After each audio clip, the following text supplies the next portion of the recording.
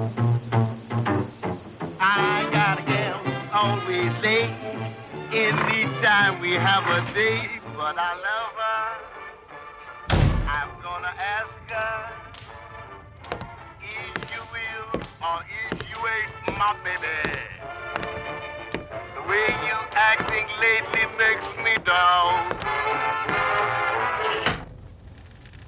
Love is a construct, a symphony of emotional chaos, and in some cases, a motivator of extremes.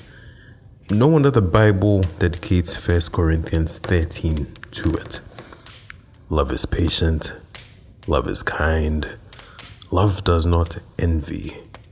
But for some, love is blind, love is danger, love is death. April 11, 2014. A day in which jealousy, chaos, envy, and violence would reign supreme. A friendship between two young women in their early 20s, severed all over the love of a young man with a human life attached to it. Could it be betrayal, self-defense, retaliation, or the hand of fate dealing an unfortunate hand? Dearly beloved, this is the story surrounding the incarceration of Zelia Sulemana. My name is John Andrew Addo, and welcome to the sanctuary of screams, this den of nightmares, and this repository of stories forged from the blood of both the innocent and the guilty. Welcome to mayhem.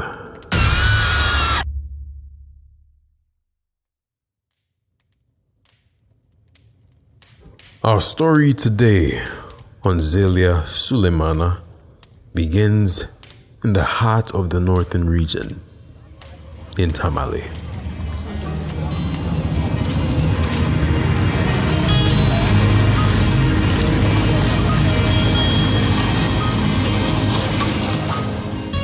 Tamale serves as the capital of the northern region, blending tradition with modernity. The streets showcase a mix of heritage and progress, featuring both traditional mud houses and contemporary structures. It may even soon become a historic home of world records. And of its environs, once lived a lady, amongst them a 22-year-old named Zelia Sulemana. Not much is known about her upbringing that exists within the public domain, but one can only assume that she had a basic education like many within her community. She is the daughter of a security man in a low-income household, trying to find a way to survive. Zelia herself would become a trader, doing her best to construct a meaningful path through life.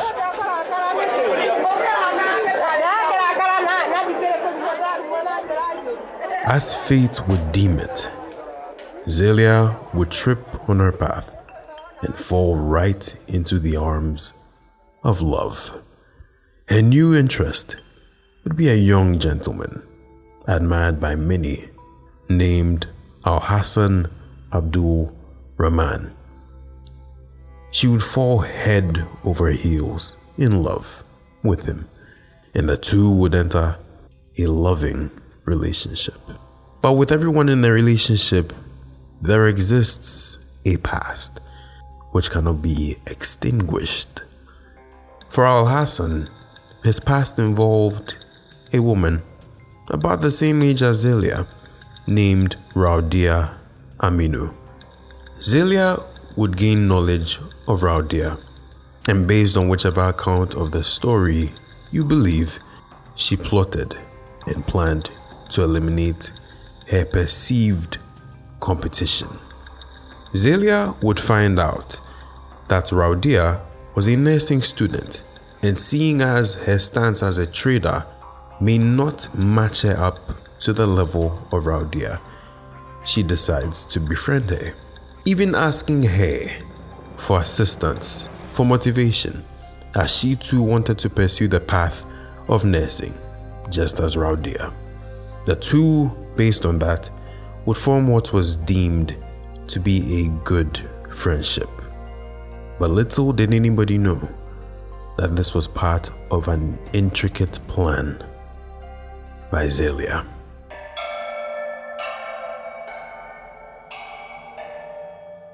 Friday, April 11th, 2014, the stage would be set for a tragic confrontation.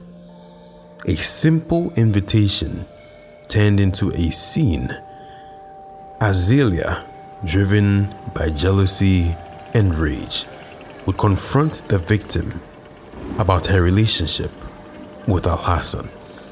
What would start as a heated argument would quickly escalate into an act of shocking brutality. With no provocation, Zelia unleashed violence, stabbing the victim not once, but twice, in the chest and the abdomen. Rawdia would be overpowered and now defenseless, and she would slip into unconsciousness with her life hanging by a thread. As if it was scripted, Zelia would attempt to escape in a desperate manner on a motorcycle, only to be thwarted by a good Samaritan.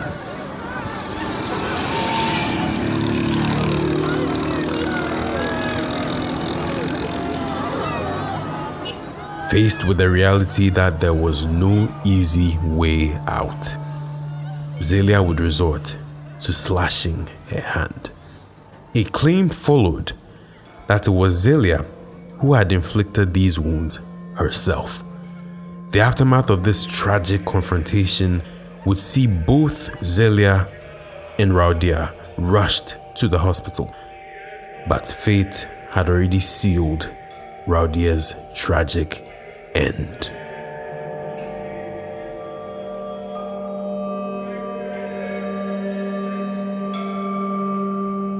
Autopsy revelations would show hemorrhagic shock, a massive left hemothorax, and a puncture wound to the left chest wall. 2 years later, in July 2016, Zelia would be found guilty by a 5-member jury for murder.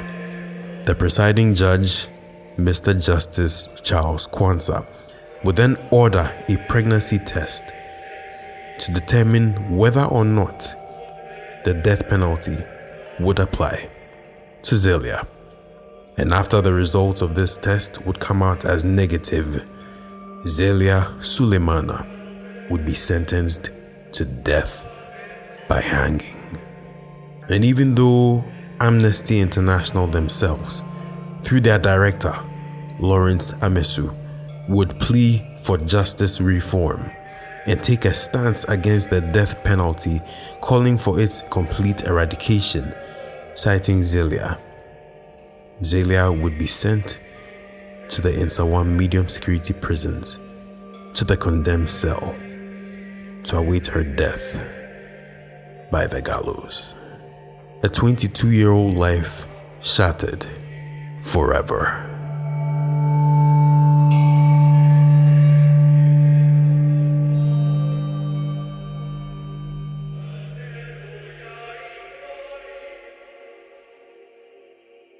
Dearly beloved, as I mentioned before, there are different accounts to this particular story. It just so happens that the earlier narrated one was that of an eyewitness who claims to have seen firsthand events unfold. Zelia herself, in a police report and statement, will take us back to the events of April 11, 2014. On that Friday night, at about 6 p.m., Zelia said she received a call from Rawdia, inviting her for a conversation of the utmost importance. A few hours later, at 9 p.m., Zelia would take a motorbike, ridden by one Adams, towards the home of Rawdia in Lamashegu in Tamale. Zelia claims that once she got to the junction, she met Rawdia, who then insisted on the two having a private conversation. She asked Adams to excuse them, and as the two of them walked towards the home of Rawdia, Rawdia stabbed Zelia in the back. This would cause Zelia to turn around to retrieve the knife and to also stab Rawdia in the back. She would claim, however, that Rawdia would scream her chest before dropping to the ground. It was in the aftermath of this confrontation, so sudden and swift, that the two of them would be rushed to hospital, the result of which was the death of Rawdia. It also just so happens that about 4 years later, Zelia would come again with a slightly different version of events. Zelia would state meeting Rawdia at her home. Upon getting to her, she realizes that Rawdia was wearing a cloth, or what our Nigerian neighbors would refer to as a wrapper. Rawdia would proceed to go into her house and then change into a blouse and jeans trousers.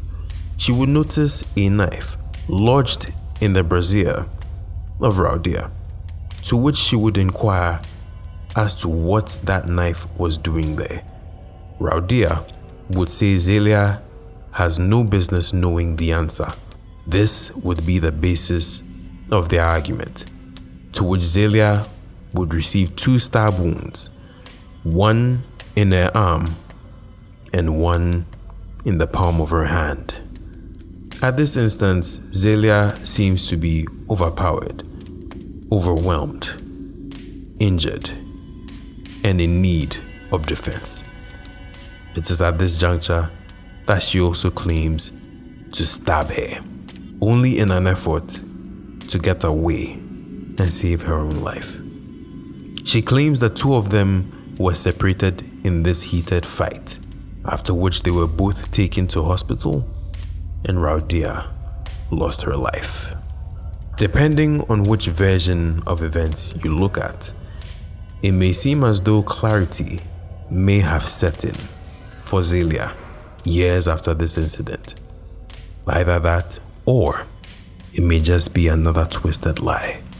It is hard to say, and it is best not to pass judgment, at least from this standpoint.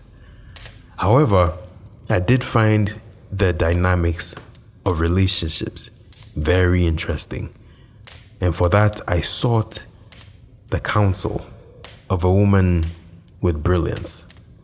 I bring to you Helen Apia Ampofo.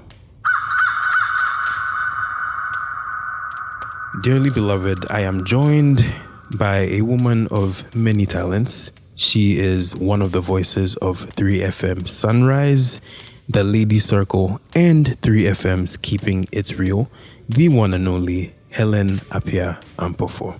Love that introduction. Hi, how are we doing? Zelia Sulemana, a story that has elements of murder and relationship dynamics generally. You are the de facto authority on all things relationships in media general, at least in my mind. The first thing I want to ask is, how much of a commonality is it for people or for women to go this far in relationships, to the extent of Xing or offing, to use Gen Z parlance, someone else's life in the name of love? I mean, wars have been fought in the name of love. It's a tale as old as time. Like you mentioned, the elements of love, romance, what we call romance murders, and especially, I would say, in our part of the world where we put a lot of prominence on romantic relationships, we see people go to crazy lengths to protect said institution. It's always quite fascinating when we see the emotion boil over to the extent that somebody thinks, listen, I've got to eliminate the competition. I've got to eliminate whatever it is that is standing in the way of myself and this relationship that I cherish so much. So women and romance murders, maybe not as common as what we see from their male counterparts, especially in this part of the world. Maybe again because men are maybe more prone to violent acts, will go to greater and more violent lengths to protect their relationships. But the lengths to which women will go to protect that romantic relationship cannot be underestimated. Yeah. I may have heard in probably an alternate reality you say the words, hell hath no fury than a woman scorned. If I'm correct, am I? We're dreaming the same dream. Hell hath no fury like a woman scorned. And I mean, I immediately put myself in Zelia's shoes when I think about just jealousy, thinking about that age as well. When you're a little bit younger, the way these things are blown up in your mind. And we all go through jealousy, we all experience it, but it takes a certain individual, a very specific type of person to take it as far as she went. And as we carry on in this conversation, I'm sure we'll explore the different accounts that were put forth about what happened on that day. But at the core of it, I think that one, we're dealing with a very callous individual, but also what are some of the factors that surround this case that make it unique, and what are the factors that also mean that this is something that we see across the board and we're not paying attention to. How do we get here? How does one get here? We all have to look within. What are we capable of when we feel threatened and when we feel our romantic relationships are threatened? Would we go as far as Zelia? Many people will think, this is the unthinkable. But what are the common human themes that run throughout each relationship that mean that we all have to make sure we don't unleash the Zelia within us? Mm-hmm. And it's good you mentioned putting yourself in her shoes. And let's start from that standpoint. 22 years old. Not only do I want to ask you about what you think her mindset was at the time, but what was your snap reaction to seeing the story as it unfolded?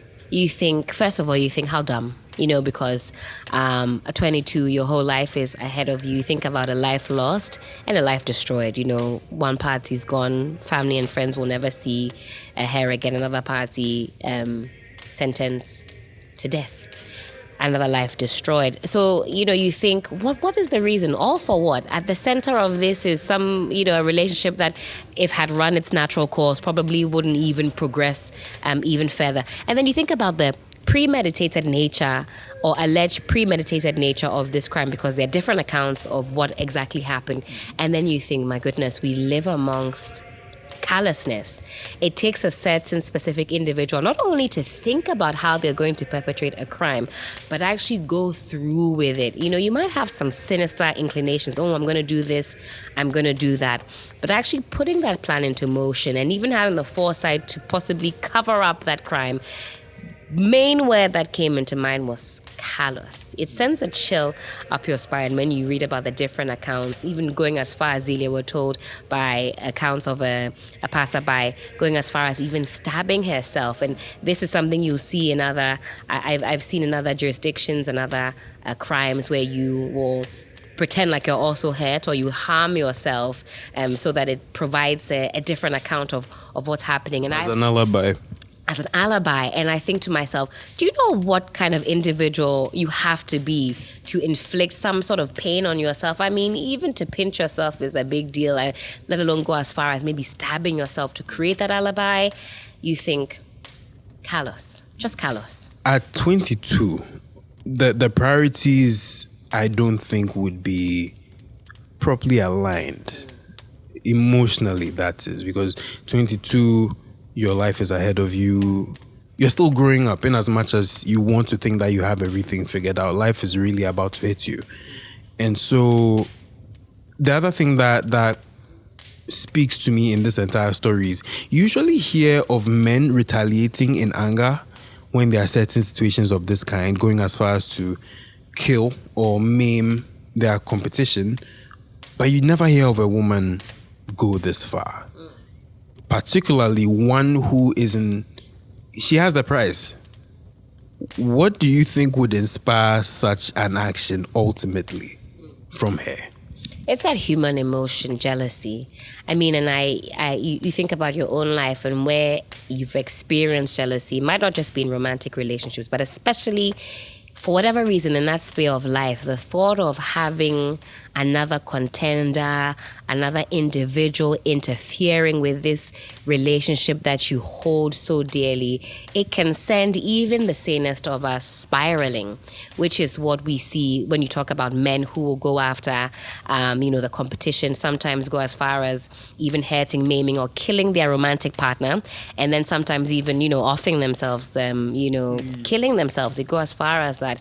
But the saying, hell hath no fury like a woman scorned, exists for a reason. Throughout history, we do see women also being perpetrators of violent crime, especially in the romance arena, probably where you'd see it most from women. But I agree, that there is a huge disparity in when, how men will react to this or how women will react to this.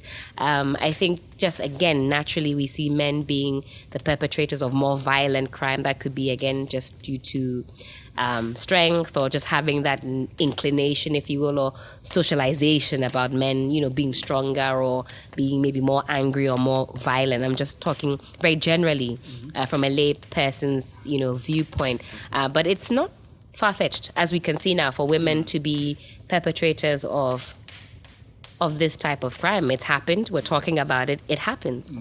Zelia's story is also, when you examine it, it gets very murky. It gets very complicated very quickly. There's a common saying, there's three sides to a coin, generally. There's one party side, there's the other party side, and then there's the truth. But here's the scenario where we potentially have four different scenarios. There's the account which we will never hear from the deceased. Let's go through them one after the other. Which of them, when you look at the facts, do you think may make the most sense? And if so, would it have meant that the court's ruling was harsh to Zelia? I think if it's an issue of, if you believe the account of, let's say, self-defense, for example. So let's take the account where Zelia alleges that she is stabbed in the back and then in turn takes out the knife and then also stabs the now deceased lady in the back. Then, of course, that changes the character of the entire case and the sentencing that was pronounced upon Zelia.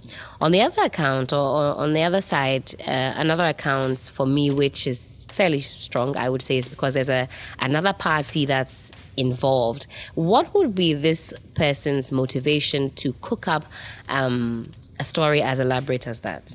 That's what makes me think, well, actually, now you have somebody else outside of these two parties who, for me, I don't know what that motivation would be to make up such a sensational story. For, again, when we talk about jealousy and the lengths that women would go to protect their romantic interest, is it far-fetched? I mean, it's a sensational story, somebody taking out that knife, stabbing themselves. But for me, it's just the case of what is this bystander, this witness, going to gain by introducing that into the mix, if you will. Given the story in its entirety, I'm inclined to go in that direction. They both had family. Zelia herself recounts a sister of the deceased reacting almost very violently as she was sentenced to death in the courtroom. There is also the side of her father, who didn't even know his daughter was on trial because her case kept getting adjourned. And by the time she was called to the stand, she was sentenced by the 5-member jury. And he only found out when he went to visit her with food at the Tamale prisons, only to find out that she had taken to Intawam, to the condemned cells. How much of an effect do you project this could have had on any family, particularly with this story as well? I mean, can you imagine? For me, again, as a family member, it would be devastating, of course, losing a daughter to, this unfortunate stabbing, losing another daughter to the prison system, right? And again, getting to the cracks of the matter. How did we end up here? Because of a relationship, because of issues of jealousy. I think for any family member, that would make me even sadder. That what is the reason that we're actually going through all of this, really and truly, for a couple that are not even married? This is a boyfriend-girlfriend scenario at the age of 22. Still so young, still so much, life ahead. As a family member, thinking about Zelia, it would send shivers down my spine. And maybe I'll be in denial because I'd be wanting to believe my family member, my daughter, whatever the case is, Zelia, and wanting to go along the lines of, of self-defense. And even then it would be disappointing that there's fracas even because of another individual, because of, a young man. But of course, the jury would have had to have made this decision, eliminating all reasonable doubt. Would that make me then think, oh, actually, I've raised a callous individual. I've been living with a very callous individual. Would that make you question maybe, what do you really know of the people that you live with, your family members, those that you are in the same community with? Can you ever really let your guard down? Can you ever really be comfortable? Do you really know a person? I think those are some of the thoughts that will be running through your mind. Again, I go back to this eyewitness account, which for me was, quite strong. I think the jury would have relied heavily on that. Again, why would the eyewitness? What is their motivation for even spicing up this story? Having seen her, they say, slash her hand and, stab herself. Again, it just paints a certain picture for me that still sends, a shiver down my spine. A sad situation, certainly, for both families. There is also the talk of the death by hanging, the death penalty. We've spoken to whether or not it was a harsh sentencing, but we are currently in a bit of a hanging state with it because two pieces of legislature have recently put it into this state where the only way the death penalty would be ascribed to a crime is high treason, and practically all other sentences will be commuted to life sentences. If there is the possibility of her being freed, being let go, do you think it would be well warranted, or do you think it would be unfair to the family for the crime that has been committed in self-defense or out of malice? When I think about the prison system as a whole, I'll be honest, I do find it quite conflicting. Centuries of human beings being sent to prison, has that been effective enough in being a deterrent? Crime still goes up. And so you think about some of the other, let's say, socio-economic factors that actually lead people to crime in the first place, and whether or not that's where a bulk of our attention should be on, really preventing the crime before it occurs. So that in an instance like this, Zelia and this, death by stabbing and this eventual sentencing, what could have been done, to prevent this? There are many people who definitely think that the death penalty should be abolished. I certainly agree with that. And I think that we need a strong deterrence for this type of crime. It should be unattractive for another person to take someone's life, especially over an issue for me again, which is so frivolous, which it's so unthinkable. For what, so you think, all for what? What's the purpose? Why are these, why do we have to go through this? But I do hope that the death penalty is extinguished, it's abolished, and really and truly thinking about the prison service, some reformations have to be made. Can we actually get to the heart of the matter, prevent crime? I think that's something that's a little bit more complex. In this particular scenario, I do think a fairly lengthy sentence would suffice. I don't know that I would have pronounced the death penalty on a 22-year-old, regardless of the crime. But those might be controversial thoughts. But I don't think that I'm alone in this stance, because again, what do we do before we actually get to the status of a crime? More needs to be done, I would say, by the state and the society, so we can, have a second thought about the position of prisons in our society. Again, not everybody will agree with that stance. For many people, it's all about punishment. Forget about reformation, rehabilitation, and all of that. They want the perpetrators punished. That's the primary desire. And what does that serve? Who does that really serve when it all comes down to it? But that's another conversation for a different day. This is death we are dealing with. It's not ordinary by any stretch of the imagination, in as much as it's a common occurrence. But should it be considered an ordinary crime for which it should be commuted to a life sentence as opposed to the death penalty standing? I think, like you mentioned, steps are being taken so that the death penalty sentence is relegated to, crimes that are not ordinary, high treason. Again, for me, my stance is the same. I don't know if a life for a life is the appropriate response to the crime of murder, and I stick by that. We live in a human society, an imperfect one. Things like this, unfortunately, may brew to this level. What advice would you give to people who may be on the brink of doing the same as Zelia did before?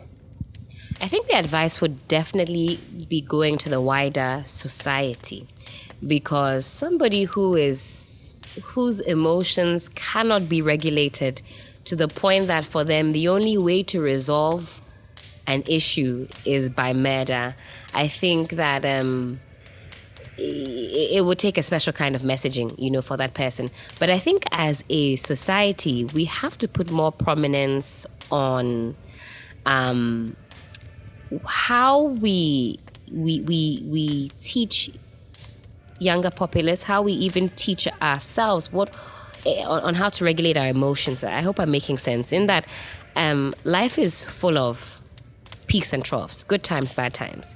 And if every time things don't go your way, your response is to eliminate the competition and eliminate, whatever it is that's standing as a roadblock, you'll spend an eternity doing some pretty crazy things. So for me, it's not just advice to individuals who might have these maybe dangerous inclinations. It'd be for the wider society. Are we paying attention to some of these issues? Last year, I think we saw a lot more, shall I say, romance murder suicides in the newspapers. What does that signal? That maybe as a society, we're not doing enough, again, to help citizens regulate their emotions. Is it a deficiency in our school system? Is it a deficiency in our mental health structure? Is it a breakdown of the society as a whole? Is it an issue of priority? There are a lot of things that go into how a society behaves. And that's why for me, my advice is to everybody, and to also be each other's keepers, and to, keep or be vigilant, if you will, because again, we live amongst all types of characters. Somebody might have maybe picked up on some of these inclinations and dismissed them. Maybe, what girls are like. She might have been talking about this, and this person has done this person has done this. What prominence do we put on such pronouncements? Are we still living as a community? Are we concerned about what the next person is doing? Are we keeping our eyes open? I'm not talking about being nosy, but I'm talking about ensuring that, the corner where you are is safe and you're being vigilant. So I think that's what I would say, in summary, that this is a societal issue. Very much so. How we prop each other up, how we support each other, what is important to us, how are we empowering younger generations? That would be the focus. You have been very much of an open book. You have been very insightful. The dearly beloved and I thank you. Thank you for having me. As we close the book on this chilling story, this unfortunate saga of events involving Zelia, it is important to reflect on every single detail as presented. If she is in fact guilty, then this tale of manipulation, violence, and fatal betrayal serves as a stark reminder that darkness can lurk behind seemingly innocent friendships. In the end, the web of deceit unraveled, leaving behind a life lost to senseless brutality. Is there more that needs to be done? Is self-defense not the way to save yourself? So many more questions, but so little time. I do none of this by myself. I have my producer to thank, a woman that pulls out these stories, researches them at heart, and makes sure to bring clear and concise facts to the table. A special acknowledgement goes to the one and only Jiffa Makafui. I would also like to thank Helen for her insight into the world of love and how it can be intertwined with crime. And to you, dearly beloved, thank you.